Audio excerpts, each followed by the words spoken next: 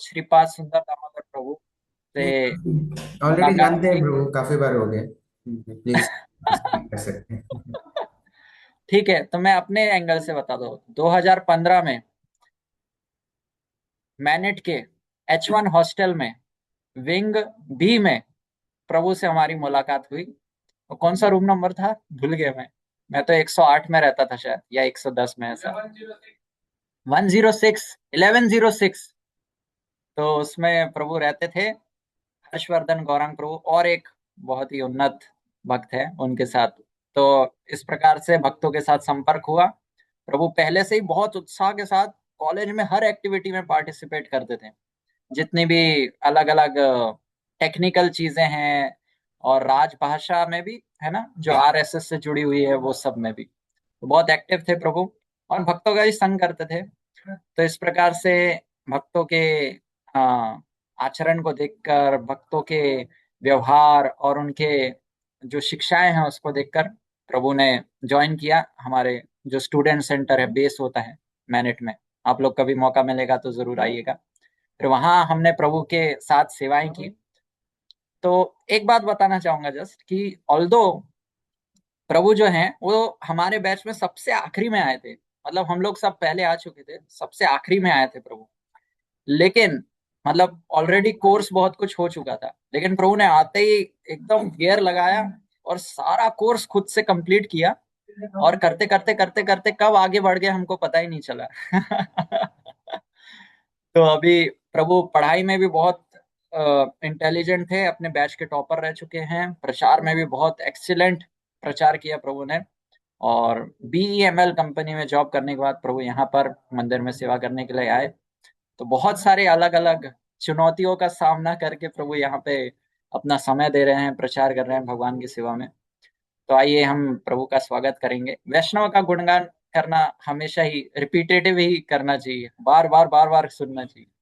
तो आइए हम प्रभु का स्वागत करेंगे एक बार हरे कृष्ण महामंत्र बोलकर। हरे कृष्णा कृष्ण कृष्ण हरे हरे, हरे राम राम राम हरे हरे। शिल प्रभुपाद की जय। गोलोकेश्वर प्रभु के फिर ग्लोरिफिकेशन में एक सेशन अलग से रखना चाहिए। पूरा सेशन ऑर्गेनाइज कर रहे हैं और उनका हाँ वो ग्लोरिफिकेशन है इस प्रकार से। ये जो महीना होगा जनवरी 32 तारीख को रख सकते हैं अपन। ठीक है प्रभु, मतलब 31+1। Next day 31। Thank you Golokeshwar प्रभु। So very thankful for giving me opportunity to speak from Bhagavad Gita. तो हम लोग जब ये कोर्स डिजाइन सोच रहे थे, तो सोचा कि ये तो मतलब थोड़ा साइंटिफिक टाइप से लग रहा है, हमारे बच्चे लोग समझ पाएंगे कि नहीं। फिर सोचा अरे, आस्था के बच्चों ने इतने अच्छे डिवाइस किए हैं 2-3 बार, और डिवाइस के बाद में तो फिर डायरेक्ट यही चालू होता है। Game game series Gita for all made easy या एसेंस ऑफ भगवत गीता। तो फिर हमने सोचा हाँ, ये बिल्कुल सभी स्टूडेंट्स लोग समझ सकते हैं। तो इस प्रकार से ये एसेंस ऑफ भगवत गीता चालू हुआ। तो पहला टॉपिक एक्चुअली, जो पहला फेज है, वो कहीं ना कहीं री और उसके आसपास डील करता है। तो पहला टॉपिक जैसे आप पढ़ भी रहे होंगे, साइंटिफिक फैक्ट्स प्रूव री। तो ये भगवत गीता के ही कंसेप्ट है, जो री जिस प्रकार से बताया गया है, और उसको हम प्रॉपर तरीके से अंडरस्टैंड कर रहे हैं। ये जो कंसेप्ट जब किसी के अंदर समा जाते हैं या बैठ जाते हैं या उनको अच्छे से समझ में आ जाते हैं, तो उनको भक्ति जीवन में कभी कठिनाई नहीं आती है ना। जब भी उनको जीवन में किसी प्रकार का कठिनाई आ रहा होगा, तो वो इन चीजों को याद कर सकते हैं कि कैसे री होता है ना। कभी, है ना, री होता है, कैसे हमारे जीवन का पर्पस है।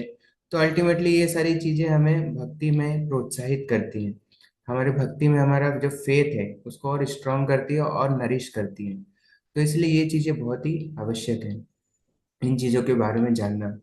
जब अगर हम कभी नहीं जानते हैं, तो कई बार देखा गया है कि भक्तों का फेथ, जब उनके जीवन में कुछ कठिनाई आती है, तो उनका फेथ डगमगा जाता है, और फिर कई बार वो भक्ति छोड़ के चले जाते हैं, है ना। जैसे हमने कई बार ऐसा सुना, मतलब ऐसे विश्वास नहीं हुआ कि किस प्रकार से कोई भक्ति कुछ सालों से कर रहा है, 16 माला कर रहा है इस प्रकार से, पर जब जीवन में कठिनाई आई तो उन्होंने भक्ति में फिर वो दूर हो गए इस प्रकार से। तो हम सोचते थे ऐसा कैसे हो सकता है, कोई भक्ति में किस प्रकार से दूर हो सकता है। तो इसीलिए जब ये जो कंसेप्ट है ये हमारे अंदर रहेंगे, तो ये जैसे कि इसमें भी बताएंगे कि कैसे हमारा सटल बॉडी काम करता है। तो इस प्रकार से जब ये कंसेप्ट हमारे अंदर सटल बॉडी के रूप में आ जाएगा, है ना, तो हमको कोई भक्ति में कभी हिला नहीं पाएगा, है ना। जैसे भगवत गीता में रीइंकार्नेशन के बारे में कहाँ बोला गया है, किसी को कोई श्लोक ध्यान है?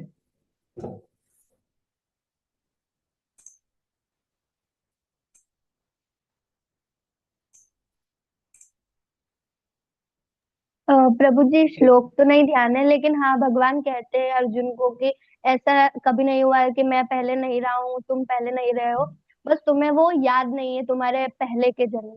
या राइट, न विवाहम जातु नासम, न तम नेमे जनाधिपा, न चैव न भविष्यामः सर्वे वयम अतः परम। एक्चुअली भगवत गीता की शिक्षा ही यहीं से चालू हो रही है कि आप जो है, भगवान अर्जुन को बोल रहे हैं कि देखो, तुम्हें लग रहा है कि ये लोग मर जाएंगे, आपके सामने जो लोग हैं आपको लग रहा है कि मर जाएंगे, पर ये लोग क्या है, कभी मरने वाले नहीं है। तो भगवत गीता की शिक्षा ही वहीं से चालू होती है, ये लोग कभी मरने वाले नहीं हैं। इस प्रकार से कृष्ण अर्जुन को ये चीज का नॉलेज देते हैं, है ना। तो एक मुनि हुए, उनका नाम था चारवाक मुनि। क्या नाम था उनका? चारवाक मुनि। ये भी कई हजारों साल पहले ही हुए। मुनि मतलब होता है जो अलग अलग थॉट्स को प्रेजेंट करे। तो चारवाक मुनि अपने थॉट्स को प्रेजेंट करते थे, है ना। उनकी फिलॉसफी थी, है ना, उनकी फिलॉसफी थी कि ऋणम कृत्वा घिवम पिबेत, यावम जीवेत सुखम जीवेत, भस्मीभूतस्य देहस्य किम पुनर्आगमन भवेत। क्या फिलोसफी है इनका? एक्चुअली मुनि में भी अलग अलग फिलोसफी रहता है ना। मुनि का मतलब ये है कि उसकी फिलोसफी दूसरे की फिलोसफी से अलग हो, है ना। मुनि का मतलब यही है, जरूरी नहीं कि वो शास्त्रिक फिलोसफी हो, पर मुनि का मतलब अपनी फिलोसफी दे। तो चार्वाक मुनि आए, उन्होंने फिलोसफी दिया ऋणम कृत्वा। ऋणम मतलब कर्ज या उधार भी लो। ऋणम कृत्वा घिवम पिबेत मतलब ऋण भी लेके आप इंजॉय करो। उनके टर्म्स में उस समय में ऋणम कृत्वा घिवम पिबेत मतलब ऋण लेके आप घी पियो। मतलब उनके इसमें आप यू कैन, आप अपना मतलब material enjoyment you can do ऋण लेके भी। ऋणम कृत्वा घिवम पिबेत, यावम जीवेत सुखम जीवेत, जब तक जियो खुशी खुशी जियो, है ना। भस्मीभूतस्य देहस्य किम पुनरागमन आगमन आगमन आगमन भवेत मतलब भस्मीभूतस्य देहस्य मतलब ये जो शरीर है ये तो जल जाएगा, है ना। तो किम पुनरागमन भवेत, तो किसने देखा इसका पुनरागमन होगा कि नहीं होगा। तो इस प्रकार से फिलोसफी अगर आपको दिया जाएगा तो अभी आप क्या बोलना चाहेंगे, बताइए। हम बोल रहे हैं कि इतना क्यों चर्चा करना, बोले आराम से जियो, सुखम जियो, शरीर खत्म हो जाएगा तो फिर किसने देखा, है ना, कि पुनर्जन्म होता है कि नहीं होता है। बताइए, क्यों हम लोग इनके बारे में चर्चा करें या क्यों डिस्कशन करें। पहला पॉइंट तो यही आता है।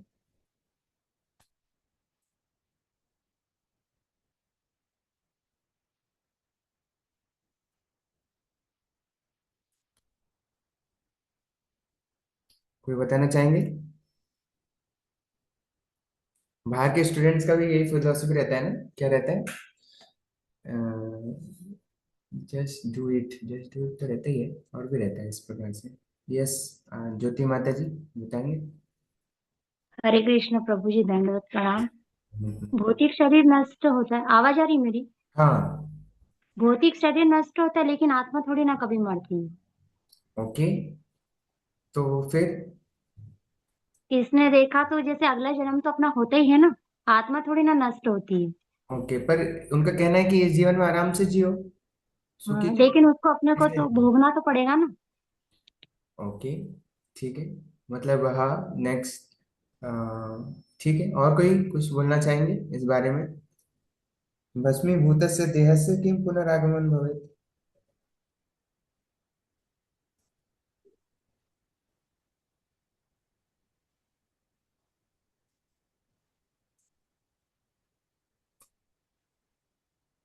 कृष्ण। यस, संदीप बोलिए। हरे कृष्ण प्रभु। हरे प्रभु कृष्ण। भगवद गीता के दूसरे अध्याय के तीसरे 13वें श्लोक में लिखा है, देहिनो अस्मिन् यथा देहे हम्म। कौमारम यौवनम जरा तथा देहांतर प्राप्ति धीरस्तत्र न मुह्यते। यानी राइट। यह चीज क्लियर हो रही है कि ये देहधारी शरीर जो आत्मा है वो हम्म। परिवर्तित होती रहती है। तो ये प्रूवन है कि शरीर अलग है और आत्मा अलग है। जी। और आत्मा फिर कर्म फलों के हिसाब से शरीर पाती है। राइट। इसलिए जो श्लोक बता रहे हैं कि अगला किसने देखा है, तो वो शास्त्र प्रमाणित है कि अगला जन्म होगा। और अच्छे कर्म नहीं करेंगे तो फिर उस तरह से सदगति नहीं होगी। राइट। बहुत अच्छा आंसर है। हाँ, तो इस प्रकार से लोग अलग अलग, है ना, मतलब तर्क दे सकते हैं, है ना। तो हम उनको किस प्रकार से समझा सकते हैं, बहुत सारी चीजें। मेनली तो डिवाइस में हमें बहुत सारी चीजों का आंसर मिल जाता है ना। जैसे फर्स्ट डिवाइस में ही हम लोग देखते हैं कि किस प्रकार से उसमें लास्ट में बताया गया है कि कोई रिच जन्म लेता है, कोई पुअर जन्म लेता है, कोई बचपन से ही अंधा जन्म लेता है, फिर अलग अलग स्पीशीज में जन्म होते हैं, है ना। अलग अलग योनियां मिलती हैं इस प्रकार से। ये एक पॉइंट हो गया। दूसरा पॉइंट हो गया, शिला प्रभुपाद जी कहते हैं, देखिए हमारे आंसर जो सारे हैं ना, हमें शिला प्रभुपाद जी के माध्यम से मिले हैं। तो शिला प्रभुपाद जी से एक बार पूछा, एक रिपोर्टर ने पूछा, बोले शिला प्रभुपाद, है ना, उन्होंने बोला शिला प्रभुपाद, है ना, कि आप इस प्रकार से इतना हरे कृष्णा कर रहे हैं, मांस भी नहीं खाते हैं, कुछ गलत कार्य भी नहीं करते हैं, तो आप इतना कृष्ण कृष्ण करते हैं, अगर आपको लगा कि आपको पता चला कि जीवन के बाद कृष्ण तो है ही नहीं, तो क्या होगा? तो ये सब प्रभुपाद जी से उस रिपोर्टर ने प्रश्न किया। तो प्रभुपाद जी बोलते हैं, है ना, प्रभुपाद जी भी आंसर उनका सटीक रहता है, प्रभुपाद शिला प्रभुपाद जी के आंसर भी सटीक रहते हैं। तो शिला प्रभुपाद जी बोलते हैं, ठीक है, देखो हम तो देखो इतना अच्छा प्रसाद खा रहे हैं, प्रसाद तो सबको अच्छा लगता है ना, सेंटर में मिलता है, मंदिर में मिलता है ना, आनंद आता है। कीर्तन करते हैं, कीर्तन में भी अच्छा लगता है ना, कीर्तन में भी अच्छा लगता है। और भक्तों भक्तों के साथ भी अच्छा लगता है ना, भक्तों जैसे लोग कहाँ मिलेंगे आपको, है ना, अच्छे सभ्य लोग इस प्रकार से आपको कहाँ मिलेंगे? तो भक्तों के साथ भी अच्छा लगता है। तो देखो हम तो ऑलरेडी इंजॉय कर रहे हैं, है ना, हम तो नाच रहे हैं, गा रहे हैं, अच्छा भोजन कर रहे हैं। तो अगर कृष्ण नहीं भी हुए तो हंसते खेलते गाते हुए हम लोग जाएंगे। पर ये सोचिए कि अगर कृष्ण हुए तो आपका क्या होगा, है ना। जो उन्होंने सारी शिक्षा दी है, आप मांस खाते हो, सारे गलत काम करते हो, आप सोचो अगर कृष्ण हुए तो आपका क्या होगा? तो इस प्रकार से श्री प्रभुपाद जी आंसर देते हैं ना। सोचिए अगर इस प्रकार से रिपोर्टर के हालत खराब हो गई, बोले कि अरे इतने सारे नर्क का डिस्क्रिप्शन है, सब में जाना पड़ेगा क्या इस प्रकार से? तो एक बुद्धिमान जो व्यक्ति है वो दूर के बारे में सोचता है ना। जैसे कि बच्चे हैं, बच्चों को क्या पसंद रहता है? खेलना पसंद रहता है। पर खेलना पसंद रहता है ना, पर उनके माता पिता क्या बोलते हैं, है ना, माता पिता क्या बोलते हैं, बेटा पढ़ाई करो, ज्यादा मत खेलो, पढ़ाई करो।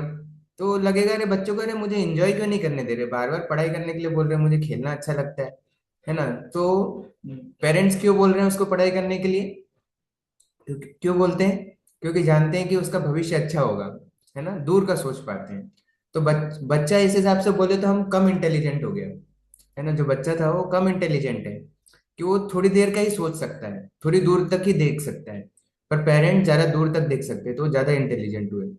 तो उसी प्रकार से जो लोग केवल इस जीवन तक ही देख सकते हैं वो कम इंटेलिजेंट हुए, है ना। जो 30 40 साल 50 साल, है ना, तक ही देख सकते हैं वो कम इंटेलिजेंट हुए। पर जो लोग इसी प्रकार से दूर तक देख सकते हैं कि इसके बाद में मुझे किस प्रकार से शरीर प्राप्त होगा, है ना, किस प्रकार से मैं अपना डेस्टिनेशन चेंज कर सकता हूँ। डेस्टिनेशन आप लोगों का ऑलरेडी चेंज हुआ है। जिस दिन से आप इस्कॉन से जुड़े हैं हमारा डेस्टिनेशन चेंज हुआ है। आपका तो नहीं पता, पर हमारा तो 100% नर का टिकट हमको मिल ही गया था, है ना। मतलब एकदम स्टैम्प स्टैम्प सब कुछ लग के मिल गया था। पर जैसे इस्कॉन के भक्तों से मिले तो उसमें परिवर्तन आता है ना। गुरु की कृपा मिलती है, दीक्षा होती है। तो दीक्षा के समय वो गुरु सारा शिष्य का सब कुछ कर्म ले लेते हैं, फिर गुरु की जिम्मेदारी होती है उनको भगवत धाम ले जाना। तो इस प्रकार से जो हमको तो नरक का स्टैम्प मिल ही गया था, पर डेस्टिनेशन हरे कृष्ण महामंत्र पढ़ने से चेंज हो जाती है ना। तो इस प्रकार, है ना, इस प्रकार से हम देख सकते हैं कि किस प्रकार हमें भक्ति करना और इन चीजों के बारे में जानना जरूरी है। तो जो जितना दूर का सोचेगा वो उतना ज्यादा इंटेलिजेंट, है ना। जो जितना दूर का सोचेगा उतना ज्यादा इंटेलिजेंट। जो एक जन्म के बारे में सोचेगा कम इंटेलिजेंट, 2 जन्म के बारे में सोचेगा और कम इंटेलिजेंट, थोड़ा मतलब उससे ज्यादा इंटेलिजेंट। पर जो इटर्नल लाइफ के बारे में सोचेगा वो ज्यादा इंटेलिजेंट। तो इसी पीढ़ी में हमारे पास रीइंकार्नेशन का ये भी एक टॉपिक आता है, रीइंकार्नेशन के टॉपिक आता है। ठीक है, तो ऑलरेडी आप लोगों को स्क्रीन दिख रहा होगा, राइट? तो या तो जैसे एक स्टोरी है ना, जैसे बहुत सारी स्टोरीज है ना। पहले क्या बोला, पहले क्या सोचा जाता था, जो रीइंकार्नेशन है, पुनर्जन्म है, केवल भारत में ही माना जाता है। भारत की ही कुछ क्या बोलते हैं उसको, भारत की कल्पना है, इस प्रकार से भारत में माना जाता है। पर आज रिसर्च आया तो पहले 58% था, अभी 65% अमेरिकन, वहाँ रिसर्च हुआ था, रीइंकार्नेशन में बिलीव करते हैं। तो रीइंकार्नेशन के केसेस भारत में नहीं, पूरी दुनिया में मिलते हैं। उसमें से एक केस यहाँ पर बताया है ना, कैसे एक बच्ची थी, उसका नाम है ना, उसका नाम मनीषा था। उसका नाम अभी अभी के जीवन में, अभी के जीवन में उसका नाम मनीषा रखा। जैसे ही वो 2 साल की हुई है ना, उसको जब भी सुमन बोला गया, उसका जब भी मनीषा बोला गया तो वो बोलती थी, मेरा मुझे मनीषा मत बोलो, मेरा नाम क्या है, सुमन है। ये न्यूज़पेपर में आया था। पर ऐसे ही हम जब भोपाल में पढ़ाई कर रहे थे, तब भी भोपाल में भी एक केस आया था। तो हम सोच रहे थे कुछ स्टूडेंट्स को भेजें कि आके रिसर्च करके उसको और हाईलाइट करें, पर हम लोग भेज नहीं पाए। तो इस प्रकार से लगातार बहुत सारे केसेस मिलते हैं। तो ये जो थी, ये बचपन में जैसे ही 2 साल की हुई, तो वो वो बोली कि मेरा नाम मनीषा नहीं, मेरा नाम सुमन है। और बताने लगी कि मेरा मेरा जो डेथ था वो टाइफाइड से हो गया था, मेरा घर इधर है, मुझे अपने पेरेंट्स के पास में जाना है, इस प्रकार से। तो इनके पेरेंट्स भी चिंता करते थे, है ना। ये अलवर डिस्ट्रिक्ट में इनका जन्म हुआ था, और पहले ये दिल्ली में इनका पुराना घर था। बचपन की जैसे अभी बोलना ही सीखा है ना, 2 ढाई साल में बोलना सीखते हैं ना बच्चे, तो जैसे ही बोलना चालू किया उसी प्रकार से इन्होंने इस प्रकार से इन्होंने बोलने लगी। फिर किसी रिलेटिव्स, कॉमन रिलेटिव्स के माध्यम से खबर मिली कि इस प्रकार से वो बता रहे हैं कि उनके पेरेंट्स को खबर मिली दिल्ली में, जो उनके पुराने पेरेंट्स थे, कि ऐसा ऐसा है, और हो सकता है कि मनीषा फिर से आई, सुमन फिर से आई हो। तो फिर वो जाते हैं मिलने, और जैसे ही ये छोटी सी बच्ची उनको देखती है, जाके अपने पिताजी से गले लग जाती है, बोले मेरे ये पिताजी हैं, इस प्रकार से। तो फिर बाद में ये उनके घर में भी गई, और दोनों फिर पेरेंट्स के, इन्होंने बहुत सारी चीजें करी, अपने भाई को पहचाना, और बताया कि किस प्रकार से 15 साल की उम्र में इनका डेथ हो गया था, इस प्रकार से। तो फिर इन्होंने दोनों फैमिली के साथ, दोनों फैमिली अभी इनका कॉमनली फिर इनका वो वो बढ़ाने लगे ना, दोनों फैमिली वो भी दिल्ली में शिफ्ट हो गए, और दोनों फैमिली साथ में रहने लगे, है ना। तो प्रश्न है कि did reincarnation happen only for human, will it happen to only some? क्या रीइंकार्नेशन केवल सुमन के साथ हुआ, या केवल कुछ ही लोगों के साथ में होता है? बताइए।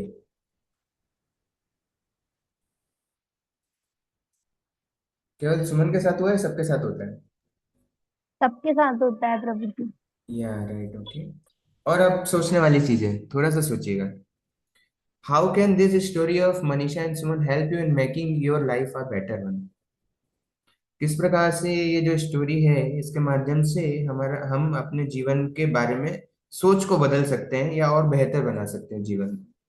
ये रिइंकार्नेशन का कंसेप्ट समझ के सारी चीजें प्रैक्टिकल है।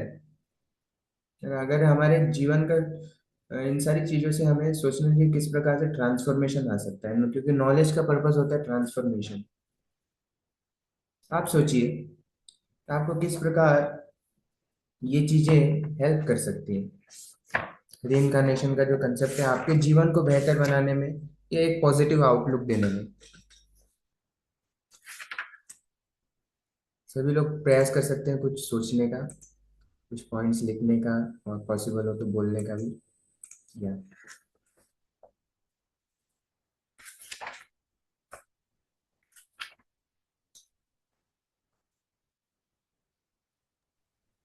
हरे कृष्णा प्रभु जी। हाँ, हरे कृष्ण। तनुज। जैसे हमें पता है कि हमारा पुनर्जन्म होगा, तो हम इस जन्म में जो कर्म करेंगे वो अच्छे कर्म करेंगे अगर, तो हमारा जो नेक्स्ट बर्थ होगा उसमें हमें और बेटर लाइफ मिलेगी। राइट, बहुत अच्छा। तनिषा ने बताया कि हम गलत कार्य करने से बचेंगे, और अच्छे काम यहाँ पर करेंगे, है ना। तो ये एक पॉइंट हो गया, डेफिनेटली। Thank you Tanisha. और कोई पॉइंट बताना चाहेंगे? मैं लिख लेता हूँ। पहला पॉइंट है will help to do good work. Okay,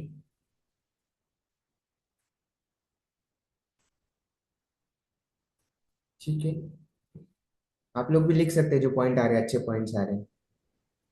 okay, Sandeep प्रोजी। शास्त्रों में लिखी बात का प्रमाण मिल जाता है कि जो लिखा वो सत्य है, तो बाकी बातों पे भी विश्वास बढ़ता ओके, जी बिल्कुल, है ना। जैसे हम इन शास्त्रों में किस प्रकार से पुनर्जन्म ये दिया हुआ है, जब हम उसको देखते हैं तो हमारा शास्त्र में बाकी चीजों में भी विश्वास बढ़ता है, राइट। या reincarnation helps us concept us makes helps us make faith stronger in the scriptures. Okay, next, आपके जीवन में किस प्रकार से एक पॉजिटिव आउटलुक आ रहा है, सोचिए थोड़ा सा।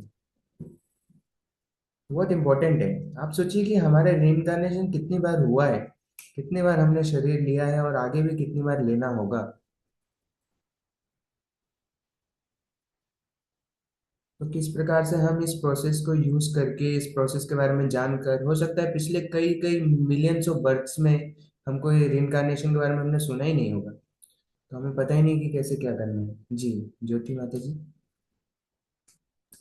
जो लोग कहते हैं कि अगला जन्म किसने देखा है, तो ये बात भी मतलब ये पुनर्जन्म से प्रमाणित हो जाती है कि वास्तव में अगला जन्म भी होता है। ओके, ठीक है, प्रूफ फॉर रीइंकार्नेशन। हाँ, पर यहाँ पर प्रश्न ये है कि आपके जीवन में किस प्रकार से ये जो कंसेप्ट है उसको आपके जीवन को बेहतर बनाने में ये किस प्रकार से मदद, स्टोरी आपकी मदद कर सकती है, करेगी। प्रभु जी, जैसे रीइंकार्नेशन में हम देखते हैं कि पहले जन्म में भी इंसान सफर कर चुका है, बहुत ज्यादा उसे दुख मिला है, और इस जन्म में भी वो उसे दुख ही मिल रहा है।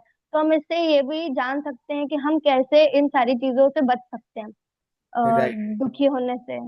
राइट राइट राइट, मतलब या रियलाइजेशन, रियलाइजेशन होता है हाँ। कि वी आर सफरिंग, है ना, we are suffering through so many births, है ना, कि अलग अलग हमें किस प्रकार से जन्म लेने पड़े। तो हम इसे हम आपका जीवन कैसे बेहतर बनाएंगे,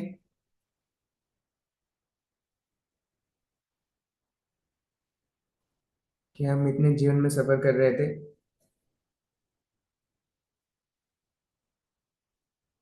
आपका जीवन कैसे बेहतर बनेगा?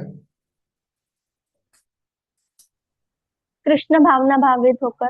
या राइट, तो हम सोचेंगे कि अभी हमें मौका मिला है, हमें रिइंकार्नेशन के बारे में जानने के लिए मिला है, हमें कृष्ण भक्ति के बारे में जानने के लिए मिला है, तो हम इस बार अपना जीवन अच्छा करेंगे, है ना, अपना डेस्टिनेशन अच्छा करेंगे, है ना, पॉजिटिव साइड में ही उसका हमेशा डायरेक्शन बना रहे, प्रोजेक्शन प्रोजेक्शन बना रहे, है ना। इसके अलावा और कोई किसी को पॉइंट बताना चाहेंगे? अभी बहुत सारे पॉइंट्स बाकी है इसमें, जिन्होंने आंसर नहीं दिया है उनमें से कोई?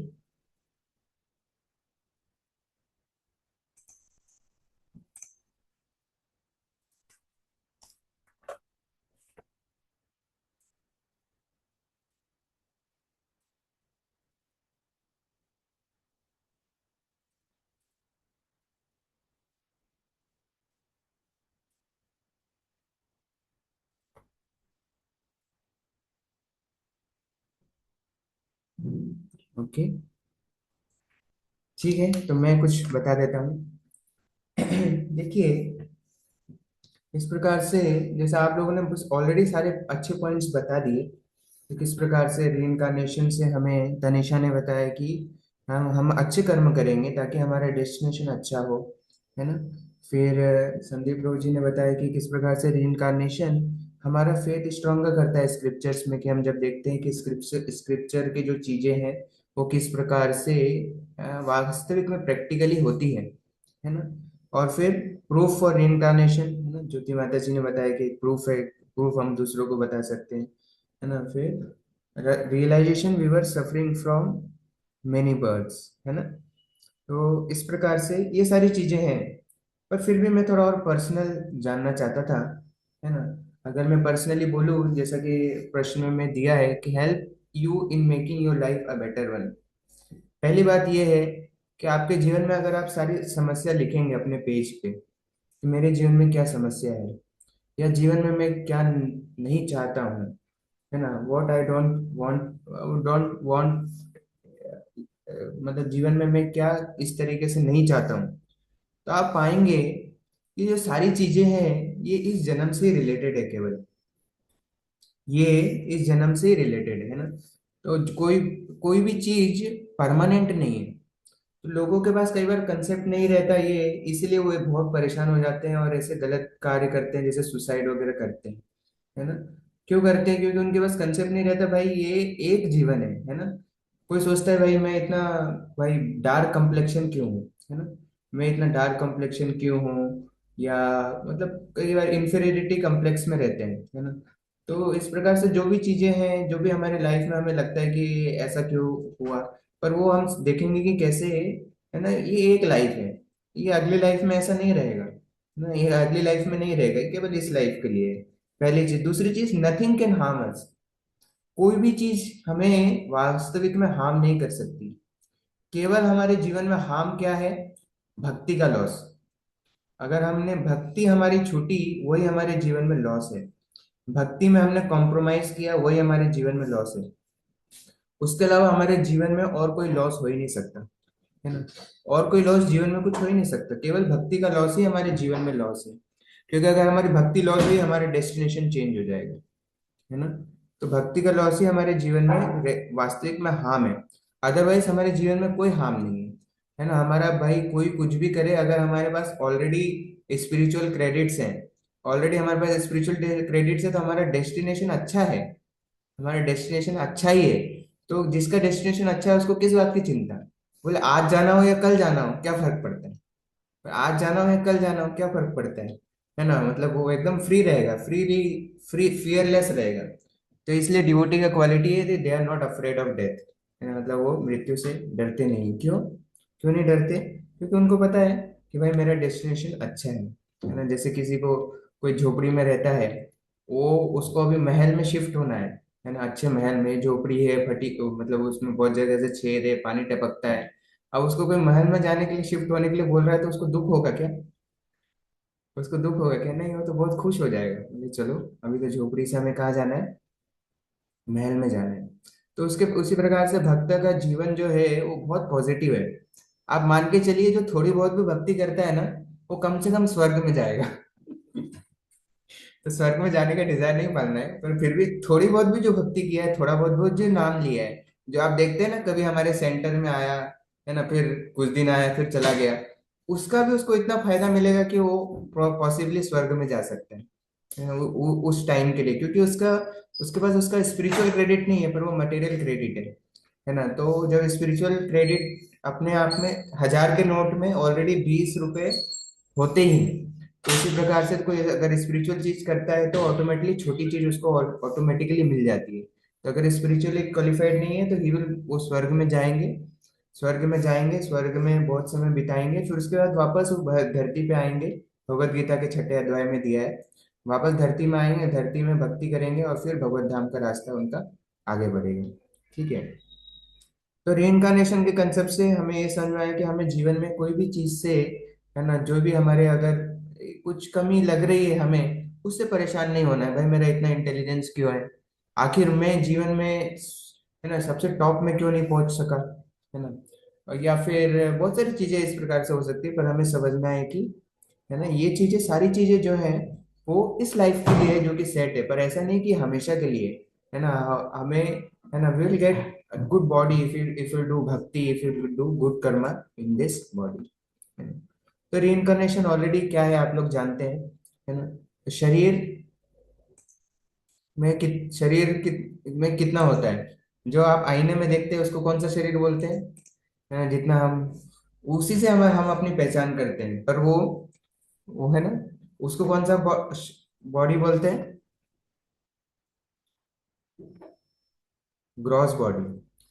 ग्रॉस बॉडी मतलब स्थूल शरीर, हिंदी में बोले तो, हिंदी में बोले तो स्थूल शरीर। अब आपकी जो टेबल जिस एलिमेंट की बनी है, हमारा शरीर भी उसी एलिमेंट का बना है, earth water fire air ether, है ना।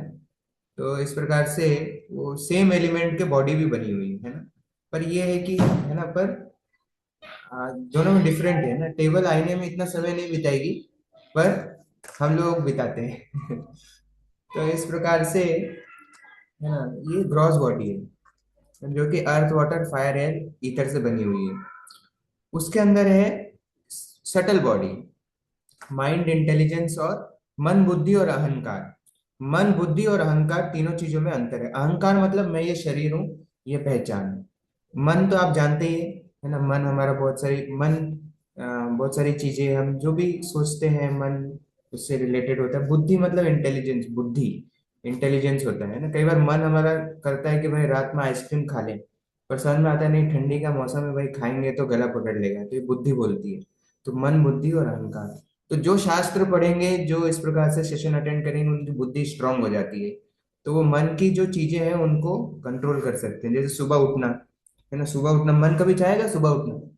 नहीं, मन कभी नहीं चाहेगा। बुद्धि बोलेगी क्या? नहीं, सुबह उठना चाहिए। सुबह अगर आप जब करेंगे उसका असर बहुत ज्यादा अच्छा रहता है। तो सुबह उठना चाहिए। सुबह सुबह अगर आप पढ़ाई करेंगे तो उसका आपको रिजल्ट बहुत अच्छा मिलेगा। इसलिए सुबह का टाइम जो बुद्धि है, जितना आप उसको स्ट्रॉन्ग करेंगे सुन के कि सुबह का टाइम का क्या इंपॉर्टेंस है, उतना ज्यादा आपको हेल्प करेगी कि वो आप सुबह में उठ पाए। तो ये आपके ऊपर है कि हम किसको जितना फीड कर पाते हैं। और फिर क्या रहती है? सोल। सोल रहती, आत्मा रहती है। उसके ऊपर सटल बॉडी का कवरिंग रहता है, मन, बुद्धि, अहंकार का, है ना। जैसे अभी आप और मैं डील कर रहे हैं, तो हम लोग किस लेवल पे डील कर रहे हैं? ग्रॉस लेवल पे डील कर रहे हैं क्या? नहीं, हम लोग सटल लेवल पे डील कर रहे हैं ना। I am speaking something from my consciousness and you are accepting it from your consciousness. आप उसको एक्सेप्ट कर रहे हैं। तो अभी हम किस प्रकार से डील कर रहे हैं? हम सूक्ष्म लेवल पे डील कर रहे हैं, है ना, सटल लेवल पे डील कर रहे हैं। तो जब है ना, जब जब फाइनली फाइनल टाइम आता है, बॉडी लीव करने का टाइम आता है, तो बॉडी केवल ग्रॉस बॉडी को छोड़ती है। जो ग्रॉस बॉडी है ना, 5 तत्वों का बना हुआ, इसको छोड़ती है। तो सोल, सटल जो सूक्ष्म शरीर है उसके साथ दूसरी जगह चला जाता है। दोनों ही एक साथ जाते हैं। अगर सोल सटल बॉडी से भी फ्री हो जाए तो पूरी स्पिरिचुअल हो गई, है ना। सोल तो अपने आप में स्पिरिचुअल है, पर तो जब तक वो कंडीशनड में है तब तक वो सटल बॉडी से फ्री नहीं होती।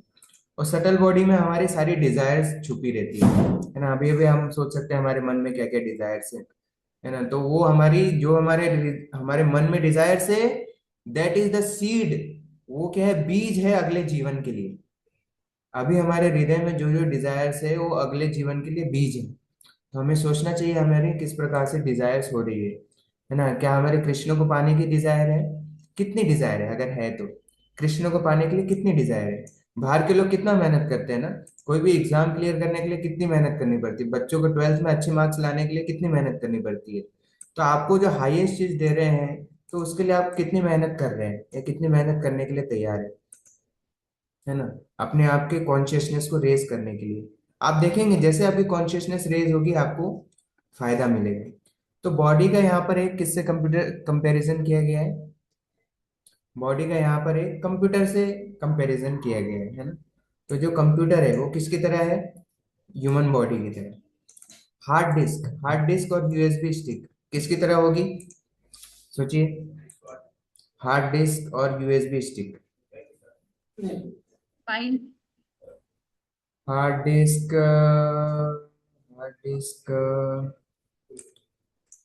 आई थिंक ठीक है, देखते हैं और आगे। Central processing unit, fine.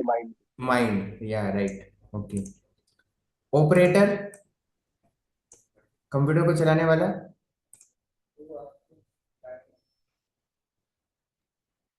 Body. Computer को चलाने वाला। सोल। सोल, राइट, सही बात है। सॉफ्टवेयर प्रोग्राम्स, जो कंप्यूटर में सॉफ्टवेयर प्रोग्राम रहते हैं।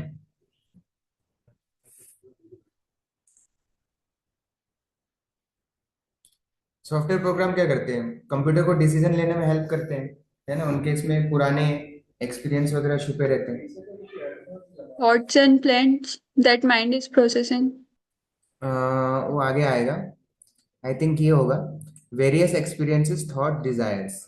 जो पुराने जो एक्सपीरियंसेस है उसके हिसाब से है ना, वो जैसे हम लोग डिसीजन लेते हैं ना पुराने एक्सपीरियंस के हिसाब से, अरे पिछली बार मैंने ऐसा किया था तो ऐसा हुआ, तो माइंड के अंदर वो स्टोर रहता है, तो उस हिसाब से माइंड अगला डिसीजन लेता है, तो वही सॉफ्टवेयर प्रोग्राम्स का काम करते हैं।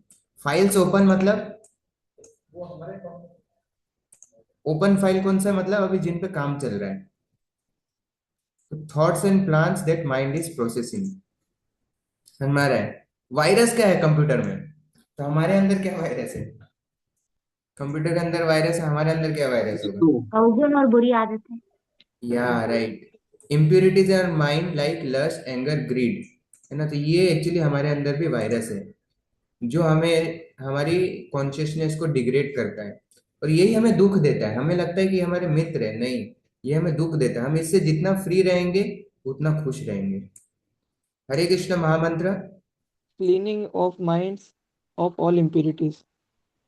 ओके, पर मुझे ये भी अच्छा लग रहा है, virus scanner and remover, specially Hare Krishna महामंत्र वायरस को स्कैन करता है और उसको रिमूव करता है ना, हरे कृष्ण महामंत्र। लेथ और ग्राइंडर और अदर मशीन, बाकी मशीन, लेथ मशीन आप जानते होंगे ना, कटिंग के काम आती है आई थिंक, और ग्राइंडर मशीन अदर मशीन्स।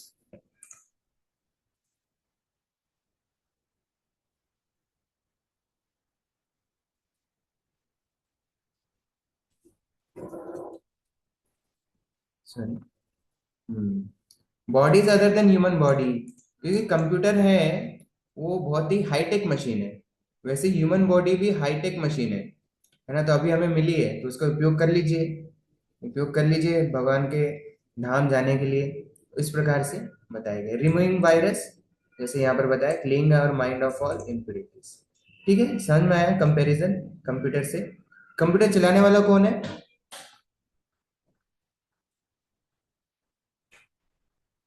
अपने कंपैरिजन में कंप्यूटर चलाने वाला कौन है?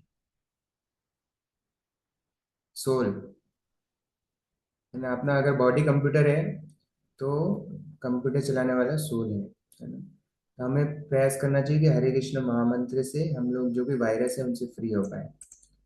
ठीक है, तो इनके कारण ही हमें एक्चुअली जो वायरस है उसी के कारण, है ना, दुनिया में जो भी प्रॉब्लम्स है वो उसके कारण ही होती है ना।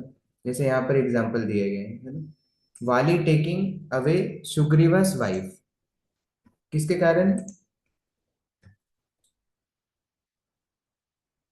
लस्ट टू एंजॉय इलिजिटिमेटली, है ना। रॉबर्स, मर्डर्स एंड स्कैंडल्स क्यों होते हैं? रॉबरी, मर्डर, ग्रीड के कारण। Duryodhana's struggle to usurp Pandavas, किसके कारण? एनवी, एनवी के कारण। Students taking to drugs to get high and enjoy,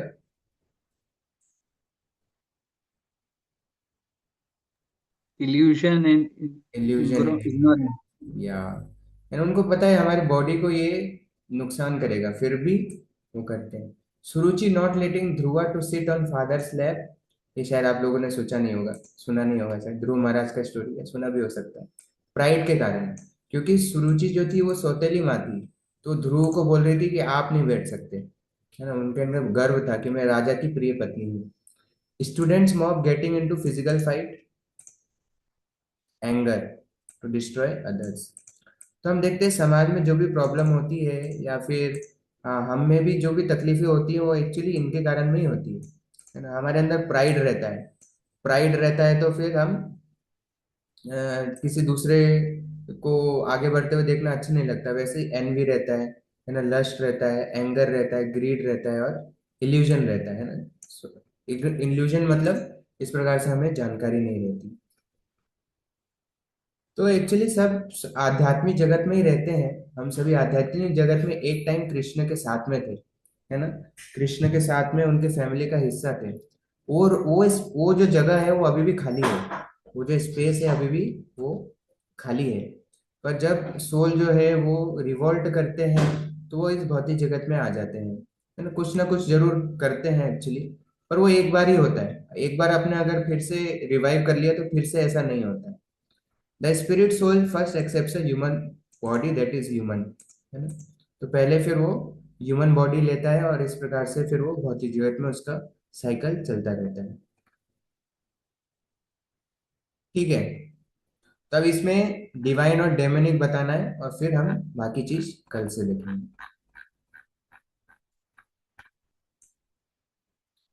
divine and demonic. Choose one or more correct answer from below. आपको बताना है ये डिवाइन है या डेमोनिक क्वालिटी है। Eating a hamburger at McDonald. Demonic. Demonic क्यों? Eating hamburger burger is not a good thing. मतलब demonic कैसे हो गया? किसी ने बाहर कुछ खा लिया कि डेमोनिक हो गया? क्योंकि वो भगवान को ऑफर नहीं किया हुआ है, और भगवत गीता में नहीं भगवान नहीं नहीं, कहते हैं वो कि जो ठीक है, भी। वो है, वो दैट इज देयर, पर यहाँ पर इतना वैसा नहीं बताया गया है, इतना मतलब हाईलाइट। हैमबर्गर मेनली मीट होता है हैमबर्गर के अंदर, तो इसलिए मैकडोनल्ड में फेमस है मीट, मीट के प्रोडक्ट्स के लिए मैकडोनल्ड। तो हैमबर्गर में क्या होता है एक्चुअली, हैमबर्गर में मीट रहता है एक्चुअली, तो इसलिए बताया कि ये डेमोनिक है ना, meat eating. Prahlad refusing to obey his father Hiranyakashipu and following Narad's instructions. पिताजी को ओबे नहीं कर रहे थे प्रहलाद महाराज। डिवाइन या डेमोनिक? डिवाइन। डिवाइन। Divine. चलो डिवाइन। ठीक है, नारद मुनि को तो फॉलो कर रहे थे कम से कम। तो इस प्रकार से किसी को तो फॉलो करना चाहिए, ठीक है, पर आप लोगों को भी फॉलो करना चाहिए। ऐसा आप, प्रहलाद महाराज का स्पेशल केस था, ये हमारे लिए नहीं है। ठीक है, हमें गाइडेंस में जो भी हमारे नारद मुनि है पास में वहां पर, संदीप प्रभु जो भी, तो उनसे गाइडेंस में लेके उस हिसाब से हमें फॉलो करना चाहिए। Anger is a heroic virtue in frightening timid and enmity with powerful. बोले एंगर तो जरूरी है लड़ाई करने के लिए। इंग्लिश नहीं आती प्रभु। जरूरत नहीं है वैसे, भगवान की सेवा में यूज हो तो बात अलग है, पर ठीक है। Arjuna fighting battle of Kurukshetra and finishing millions of warriors. Divine. Divine. Divine. Acting smartly by one's own decision without depending on bookish knowledge of shastras. Demonic. Demonic, क्योंकि आप उतना इंटेलिजेंस ले ही नहीं सकते ना, जैसे ज्यादातर लोगों की उम्र कितनी है, 15 साल, 20 साल, 25 साल। 20-25 साल में आप इतनी दुनिया जो करोड़ों करोड़ों साल से चल रही है उसका पूरा एक्सपीरियंस कैसे ले लेंगे? इसलिए हमें शास्त्र का नॉलेज होना चाहिए। Secure money through bribes for their own livelihood. ये आप लोगों के लिए नहीं है, ये मतलब नए लोगों को सिखाने के लिए है। ठीक है। Always consider cleanness in lifestyle speech and behaviour, तो ठीक है, आप लोगों को ये सारी चीजें पता है। तो ये बहुत सारे जो रीइंकार्नेशन साइंटिस्ट हैं, फिलोसोफर्स हैं, तो वो भी इन चीजों को मानते हैं। एंड जैसे बेंजामिन फ्रैंकलिन है ना, बहुत फेमस है, जो टेम्परेचर का जो डिग्री है इन्होंने दिया था, है ना। Henry David Thoreau, Walt Whitman believe that soul that animates the body goes on to a new body when the present body dies. ऐसा नहीं है कि केवल हम ही मानते, बड़े बड़े साइंटिस्ट भी मानते थे। One of the great modern psychologists, Carl Jung, said, I could well imagine that might have lived in former centuries and there encountered questions I was not able to answer. That I had to born again because I had not fulfilled a cause that was given to me. बोल रहे हैं कि मैं अभी exist करता हूँ, इसका मतलब ये है कि मैं पहले, है ना, पहले भी एग्जिस्ट करता था। ऐसा कौन बोल रहा है? Benjamin Franklin. क्या बोल रहे हैं कि मैं अभी एग्जिस्ट कर रहा हूँ, उसका क्या मतलब है? मैं पहले भी किसी ना किसी रूप में एग्जिस्ट कर रहा था। अभी भी तो हम एग्जिस्ट कर रहे हैं ना, खुद को सोचते हैं अच्छा मैं कैसा हूँ, क्या हूँ, इस प्रकार से, अच्छा मेरा नाम ये है, तो हम अपने आप को सोचते हैं। तो मैं अभी एग्जिस्ट कर रहा हूँ मतलब मैं पहले भी कभी एग्जिस्ट कर रहा हूँ। तो इस प्रकार से केवल बहुत सारे साइंटिस्ट मानते हैं। तो इसी प्रकार से जो साइंटिफिक प्रूफ्स है वो हम नेक्स्ट सेशन में देखेंगे। आप लोगों का कब रहता है? शायद ट्यूसडे या वेडनेसडे किसी दिन रहेगा, ठीक है। बाकी फिर थोड़ा सा बचा है वो हम नेक्स्ट सेशन में कर लेंगे, वो कंप्लीट हो जाएगा। किसी का कोई प्रश्न है तो पूछ सकते हैं, अदरवाइज वी कैन फिनिश। किसी का कोई प्रश्न है इससे रिलेटेड?